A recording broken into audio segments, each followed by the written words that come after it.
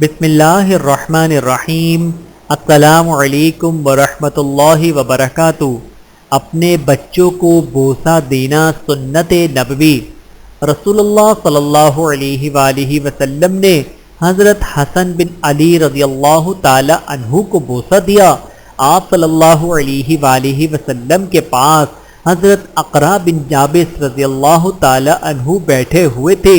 حضرت اقرا رضی اللہ تعالی عنہ نے کہا کہ میرے 10 لڑکے ہیں اور میں نے ان میں سے کسی کو بوسہ نہیں دیا۔ آپ صلی اللہ علیہ وآلہ وسلم نے ان کی طرف دیکھا اور فرمایا، جو مخلوق خدا پر رحم نہیں کرتا اس پر بھی رحم نہیں کیا جاتا۔ بحوالہ صحیح بخاری، حدیث نمبر 5997۔ اللہ تعالی ہم سب کو احادیث مبارکہ پہ عمل کرنے کی توفیق عطا فرمائے، آمین ثم آمین۔